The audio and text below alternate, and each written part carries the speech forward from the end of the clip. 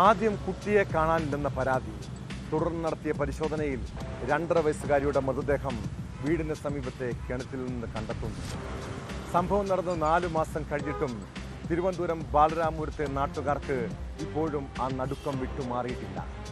തുടക്കം മുതൽ സംശയങ്ങൾ ജനിപ്പിച്ച കേസിൽ കുട്ടിയുടെ അമ്മാവനിലേക്കാണ് ആദ്യം അന്വേഷണം എത്തിയത്. പിന്നീട് അമ്മ ശ്രീധുവിൻ്റെ പങ്കും പുറത്തു വന്നു.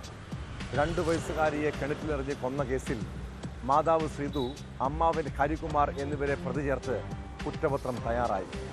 കുഞ്ഞിനെ കൊല്ലാൻ അമ്മ കൂട്ടുനിന്നെന്ന് കുറ്റപത്രത്തിൽ പറയുന്നു.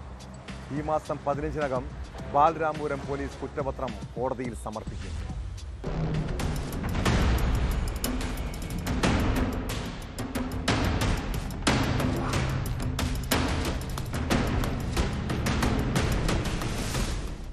ബാലരാമപുരം സ്വദേശികളായ ശ്രീധു, ശ്രീജിത്ത് ദമ്പതിമാരുടെ മകൾ 2 വയസ്സുകാരി ദേവേന്ദുവിനെ കൊലപ്പെടുത്തിയ കേസിലാണ് കുറ്റപത്രം തയ്യാറായത്.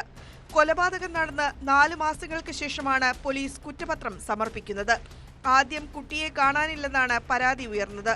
തുടർന്ന് നടത്തിയ പരിശോധനയിൽ കുഞ്ഞിന്റെ മൃതദേഹം വീടിന് സമീപത്തെ കിണറ്റിൽ നിന്ന് കണ്ടെത്തി.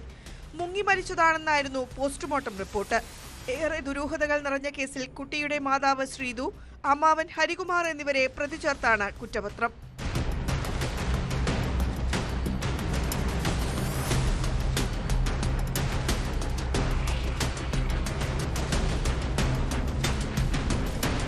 പോലീസ് നടത്തിയ ചോദ്യം ചെയ്യലിൽ അമ്മാവൻ ഹരികുമാർ കുറ്റം സമ്മതിച്ചിരുന്നു. കുഞ്ഞിനെ കിണറ്റിൽ എറിഞ്ഞുകൊന്നതാണെന്നാണ് ഇയാൾ പോലീസിനോട് പറഞ്ഞത്. കൊലപാതകത്തിന് അമ്മ ശ്രീധു കൂട്ടുനിന്നെന്ന് കുറ്റപത്രത്തിൽ പറയുന്നു. ഈ മാസം 15-നകം ബാലരാമപുരം പോലീസ് കോടതിയിൽ കുറ്റപത്രം സമർപ്പിക്കും.